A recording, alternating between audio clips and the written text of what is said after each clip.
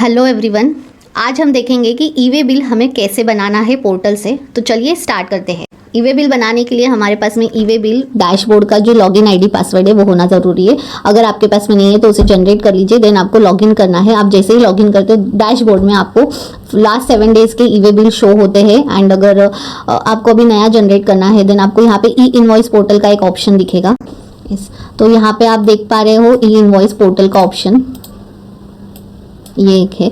हमें जाना है ई वे बिल में। ई वे बिल पे हमें क्लिक करना है। आप जैसे ही ई वे बिल पे क्लिक करोगे आपको यहाँ पे सेकंड उसी के नीचे ऑप्शन दिखता है जनरेट न्यू। हमें जनरेट न्यू पे क्लिक करना है। हम जैसे ही जनरेट न्यू पे क्लिक करेंगे, आप जब लॉगिन करते हो तब आपको ये ऐसी कुछ स्क्रीन दिखती है। देन आपको ई वे बिल पे क्लिक करना होता है। यहाँ पे आपको यहाँ ई वे बिल पे क्लिक करना है। देन ई वे बिल पे आप क्लिक करोगे देन आपको जो हमने पहले स्क्रीन देखी ये वाली स्क्रीन दिखती है। एंड इस स्क्रीन के बाद में आपको जनरेट न्यू पे क्लिक करना है। आप जैसे ही जनरेट न्यू करोगे आपको ई वे बिल का जो फॉर्म है वो दिखना स्टार्ट हो जाता है।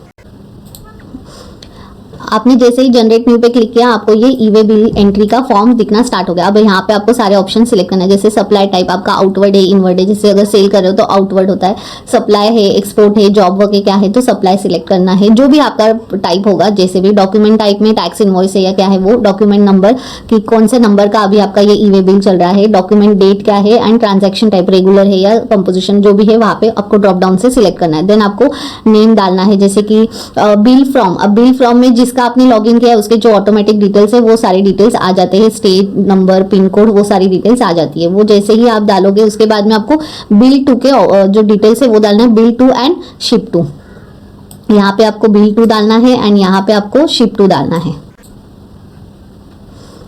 अब आप जैसे ही बिल टू में क्लिक करोगे तो आपको यहाँ पे किसे आप बिल कर रहे हो। कई बार ऐसे होता है ना कि पर्सन, जैसे कि मैं अगर सप्लायर हूँ तो मैं भले ही सेल कर रही हूँ किसी बी पर्सन को, लेकिन डायरेक्टली वो जो मटेरियल है वो बी के पास ना जाते हुए सी के पास जा रहा है जो कि बी का कस्टमर हो सकता है। तो ऐसे केस में बिल टू अलग एड्रेस होता है डिटेल्स एंड शिप टू की अलग होती है। तो वो सारी डिटेल्स हमें यहाँ पे डालनी होती है। कई बार काफी सारे लोग अपने पास में कोई गोडाउन की फैसिलिटी नहीं रखते तो उनके केस में बिल टू होगा समझो B person and ship to में होगे सी के डिटेल्स या एड्रेस। तो यहाँ पे बिल टू में डिटेल्स आएगा, नेम आएगा, जीएसटी नंबर डालोगे तो बाकी सब डिटेल्स है वो ऑटोमेटिक आ जाती है। स्टेट, एड्रेस आपको यहाँ पे शिप टू का सही डालना है। मैंने प्रीवियस वीडियोस में बताया था कि अगर आप पिन कोड गलत डालते हो, एड्रेस गलत डालते हो, देन अगर आपको इंस्पेक्टर ऑन द वे कोई पूछता है डिटेल्स के लिए, अगर वो गलत है देन 1000 रुपीज पर ई वे बिल की जो पेनल्टी है वो लग सकती है। तो वो सारी चीजें अगर आपको अवॉइड करनी है तो आपको ई वे बिल बनाते समय डिटेल्स बहुत ही अच्छे से डालना है। देन नीचे आपको डालने हैं प्रोडक्ट के डिटेल्स की, क्या आइटम आप ट्रांसपोर्ट कर रहे हो उसका डिस्क्रिप्शन, उसका HSN 6 डिजिट में आपको डालना है, क्वांटिटी क्या होगी, यूनिट कितने हैं, उसकी वैल्यू क्या है, CGST SGST रेट, वो सारी डिटेल्स आपको डालनी है एंड कैलकुलेट करना है। आपका टैक्स इनवॉइस से ये चीजें जो है वो मैच होना जरूरी है। देन आपको ट्रांसपोर्टेशन के डिटेल्स डालने हैं कि उसका नाम क्या है, आपको कितने किलोमीटर के डिस्टेंस में जा रहा है वो डिटेल्स डालनी है। उसके बाद में आपको डालना है पार्ट बी। अब ये पार्ट बी जो है ये भी काफी इंपॉर्टेंट होता है। इसमें आपको आप कौन से रूट से ट्रांसपोर्ट कर रहे हो वो सिलेक्ट करना होता है। रोड है, रेल है। आज के डेट में रेल में भी अगर आप करते हो तो आपको ई वे बिल बनाना मैंडेटरी हो गया। उसमें आपको RR नंबर भी सही से डालना है। शिप कर रहे हो, एयर है वो करना है, रेगुलर सिलेक्ट करना है, व्हीकल नंबर आपको डालना है। एंड अगर आप रेल से कर रहे हो तो RR नंबर वहाँ पे होता है। जैसे ही आप सबमिट पे क्लिक करोगे आपका जो ई वे बिल है वो रेडी हो जाता है। जैसे कि ये है कि यहाँ पे देखिए फ्रॉम भी किससे हुआ है, किससे करना है, वो सारी डिटेल्स यहाँ पे आपको गुड्स की डिटेल्स आ जाती है एंड व्हीकल की डिटेल्स, ये सारी डिटेल्स आप यहाँ से डाल सकते हो। उसी के बाद में अगर आपको उसकी वैलिडिटी एक्सटेंड करनी है तो आप यहाँ से एक्सटेंड कर सकते हो। अगर आपको उसका पार्ट बी को व्हीकल, मान के चलिए आपने ट्रांसपोर्ट जो व्हीकल नंबर है वो डाल दिया बट बाद में पता चला कि एक डिजिट आगे पीछे हो गया, उसको अपडेट करना है तो आप पार्ट बी कर सकते हो। या व्हीकल चेंज हो गया तो उससे भी आप यहाँ पे डाल सकते हो। जाते जाते एक गाड़ी खराब हो गई, अब दूसरी गाड़ी में जा रहे हैं तो आपको यहाँ से पार्ट बी से व्हीकल को जो है वो अपडेट करना है। आप बल्क में भी कर सकते हो ई वे बिल को यूटिलिटी के थ्रू में। अगर आपको कोई ई वे बिल रिजेक्ट करना है देन आपको यहाँ से रिजेक्ट के ऑप्शन से जाके आप उसे रिजेक्ट भी कर देते हो। डैशबोर्ड में आपको जो है लास्ट 7 डेज के जो ई वे बिल है वो सारे यहाँ पे शो होते हैं। कैंसिल करना है तो आपको कैंसिल भी कर सकते हो। तरह से आपको ई वे बिल बनाना है, उसकी वैलिडिटी एक्सटेंड करनी है तो आप कर सकते हो। अपडेट करना है अगर पार्ट बी की डिटेल्स, तो आप वो व्हीकल या पार्ट बी जो भी डिटेल्स आपको अपडेट करनी है वो कर सकते हो। रिजेक्ट करना है तो कर सकते हो।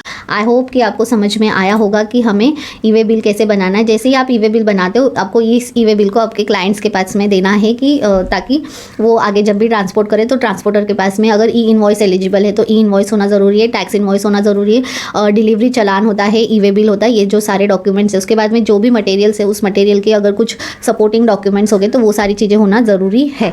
अदरवाइज अगर इंस्पेक्टर पकड़ते हैं एंड अगर ई वे बिल नहीं है उनके पास में, देन जो पेनल्टी है वो लग सकती है। अगर वो सब ना हो तो बेटर है कि ई वे बिल जब भी आप ट्रांसपोर्ट करें उसी समय आपने बनाना बहुत ज़्यादा ज़रूरी है।